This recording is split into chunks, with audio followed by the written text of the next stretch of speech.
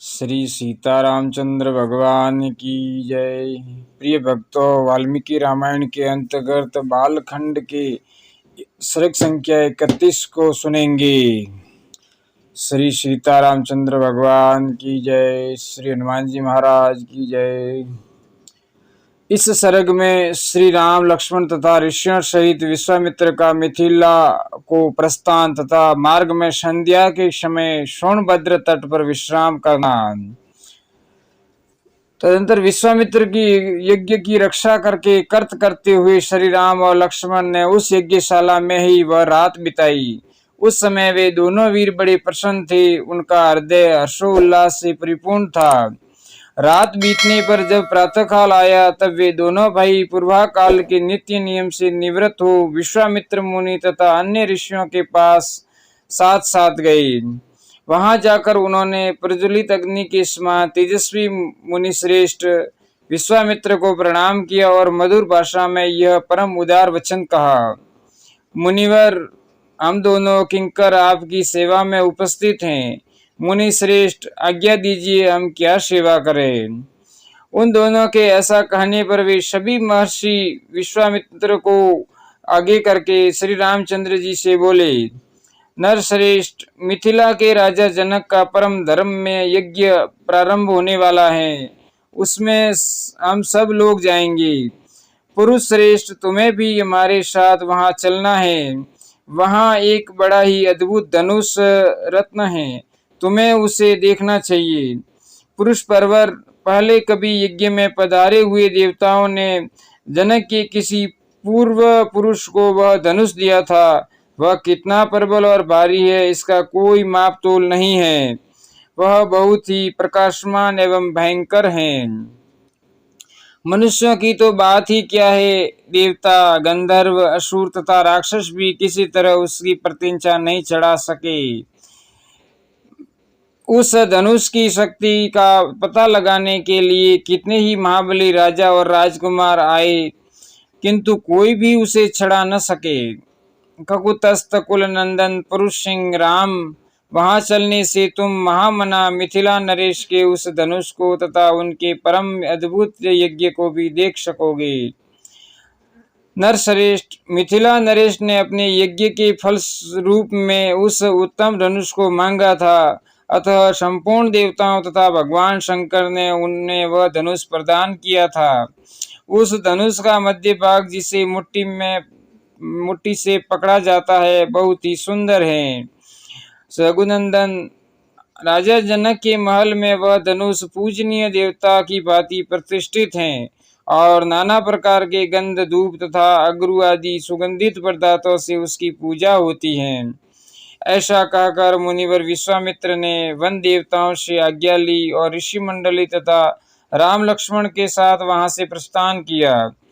चलते समय उन्होंने वन देवताओं से कहा, मैं अपना यज्ञ कार्य सिद्ध करके इस सिद्धाश्रम से जा रहा हूँ। गंगा के उत्तर तट पर होता हुआ हिमालय पर्वत की उपत्यका में जाऊंगा। आप लोगों का कल्याण हो। ऐसा कहकर तपस्या के धनी मुनि श्रेष्ठ कौशिक ने उत्तर दिशा की ओर प्रस्थान आरंभ किया। उस समय प्रस्थान के समय यात्रा करते हुए मुनिवर विश्वामित्र के पीछे उनके साथ जाने वाले ब्रह्मवादी महर्षियों की 100 गाड़ियां चली। सिद्धाश्रम में निवास करने वाले मृग और पक्षी भी तपोधन विश्वामित्र के पीछे पीछे जाने लगे। कुछ दूर जाने पर ऋषि मंडली सहित विश्वामित्र ने उन पशु पक्षियों को लौटा दिया। फिर दूर तक का मार्ग तय कर लेने के बाद जब सूर्य अस्ताचल को जाने लगे, तब उन ऋषियों ने पूर्ण सावधान रहकर सोनभद्र के तट पर पड़ाव डाला। जब सूर्य देव अस्त हो गए तब स्नान करके उन सब ने अग्निहोत्र का कार्य पूर्ण किया। इसके बाद वे सभी अमित तेजस्वी ऋषि मुनिवर विश्वामित्र को आगे करके बैठे। फिर लक्ष्मण सहित श्री राम भी उन ऋषियों का आदर करते हुए बुद्धिमान विश्वामित्र जी के सामने बैठ गए।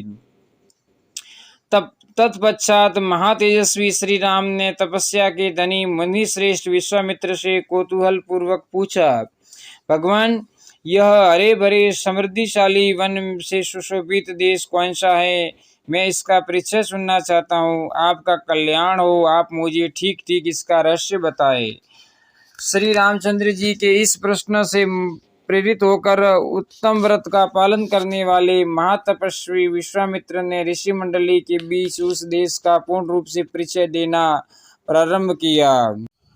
श्री सीता रामचंद्र भगवान की जय।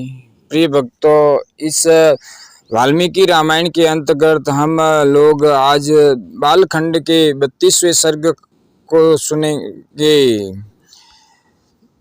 इस सर्ग में ब्रह्मपुत्र कुश के 4 पुत्रों का वर्णन, सोनभद्र तटवर्ती प्रदेश को वसु की भूमि बताना, कुशनाभ की 100 कन्याओं का वायु के कोप से कुब्जा होना।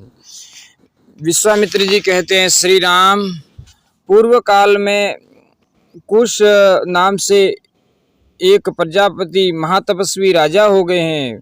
पूर्व काल में कुश नाम से प्रसिद्ध एक महातपस्वी राजा हो गए हैं। वे साक्षात ब्रह्मा जी के पुत्र थे। उनका प्रत्येक व्रत एवं संकल्प बिना किसी क्लेश या कठिनाई से पूर्ण होता था। वे धर्म के ज्ञाता, सत्पुरुषों का आदर करने वाले और महान थे। उत्तम कुल में उत्पन्न विदर्भ देश की राजकुमारी उनकी पत्नी थी। उसके गर्भ से उन महात्मा नरेश ने 4 पुत्र उत्पन्न किए जो उन्हीं के समान थे। उनके नाम इस प्रकार हैं, कुशाम्ब, कुशनाभ, असुतरजस तथा वसु। ये सब के सब तेजस्वी तथा महान उत्साही थे। राजा कुश ने प्रजा रक्षण रूप क्षत्रिय धर्म के पालन की इच्छा से अपने उन धर्मिष्ठ तथा सत्यवादी पुत्रों से कहा, पुत्रों, प्रजा का पालन करो, इससे तुम्हें धर्म का पूरा पूरा फल प्राप्त होगा। अपने पिता महाराज कुश की यह बात सुनकर उन 4 लोक शिरोमणि नरश्रेष्ठ राजकुमारों ने उस समय अपने अपने लिए पृथक पृथक नगर निर्माण करवाया। महातेजस्वी कुशाम्ब ने कौशाम्बीपुरी बसाई, जिसे आजकल कोशम कहते हैं। धर्मात्मा कुशनाभ ने महोदय नामक नगर का निर्माण कराया। परम बुद्धिमान असुतरजस ने धर्माण्य नामक एक श्रेष्ठ नगर बसाया तथा राजा वसु ने गिरिवज्र नाम की नगरी बसाई। श्री राम, महात्मा वसु की यह गिरिवज्र नामक राजधानी वसुमती के नाम से प्रसिद्ध हुई। इसके चारों ओर ये 5 श्रेष्ठ पर्वत सुशोभित होते हैं। यह रमणीय सोन नदी दक्षिण पश्चिम की ओर बहती हुई मगध देश में आई है, इसलिए यहाँ सुमागधी नाम से विख्यात हुई है। यह इन 5 श्रेष्ठ पर्वतों के बीच में माला की भांति सुशोभित हो रही है। श्री राम, इस प्रकार मागधी नाम से प्रसिद्ध यह सोन नदी पूर्वोक्त महात्मा वसु से संबंध रखती है। रघुनंदन, यह दक्षिण पश्चिम में आकर पूर्वोत्तर दिशा की ओर प्रवाहित हुई है। इसके दोनों तटों पर सुंदर क्षेत्र उपजाऊ खेत हैं, अतः यह सदा शस्य गालाओं से अलंकृत हरी भरी खेती सुशोभित होती रहती है। श्री राम, जय राम, जय जय राम। रघुकुल को आनंदित करने वाले श्री राम, धर्मात्मा राजऋषि कुशनाभ ने घरताची अप्सरा के गर्भ से परम उत्तम 100 कन्याओं को जन्म दिया। वे सब की सब सुंदर रूप लावणी से सुशोभित थी। धीरे धीरे युवा अवस्था में आकर उनके सौंदर्य को और भी बढ़ा दिया। रघुवीर, एक दिन वस्त्र और आभूषणों से विभूषित हुए सभी राजकन्याएं उद्यान भूमि में आकर वर्षा ऋतु में प्रकाशित होने वाली विद्युत मालाओं की भांति शोभा पाने लगी। सुंदर अलंकारों से अलंकृत हुई वे अंगनाएं गाती बजाती और नृत्य करती हुई वहां परम आमोद प्रमोद में मग्न हो गई।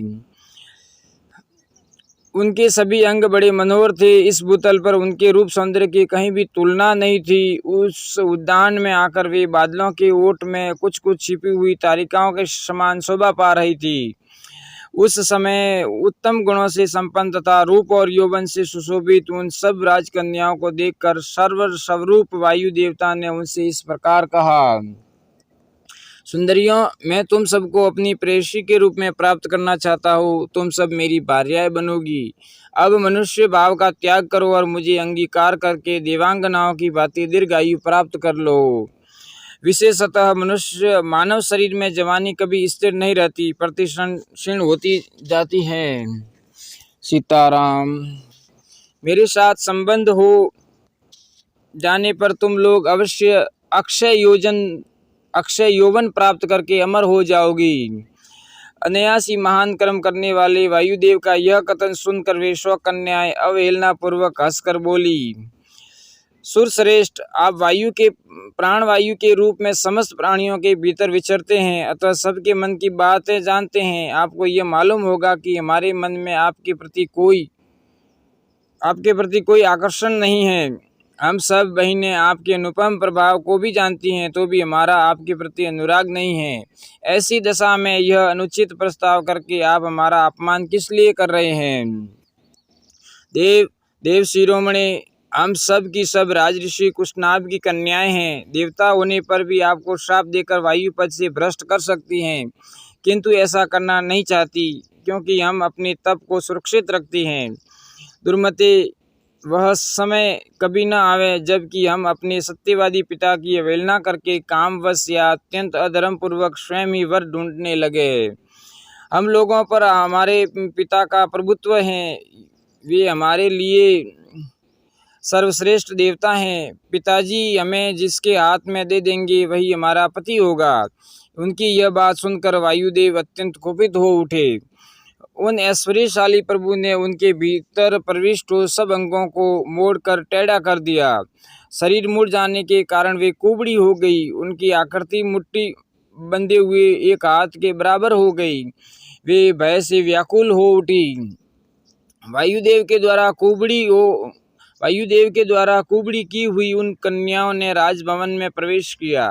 प्रवेश करके वे लज्जित और उद्विग्न हो गई। उनके नेत्रों से आंसुओं की धारा बहने लगी।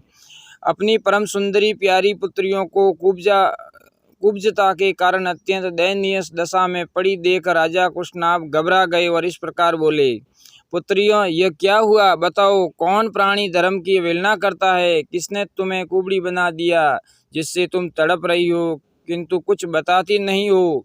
यूं कहकर राजा ने लंबी सांस खींची और उनका उत्तर सुनने के लिए वे सावधान होकर बैठ गए। सियावर रामचंद्र की जय, पवन सुत हनुमान की जय, हर हर महादेव की जय।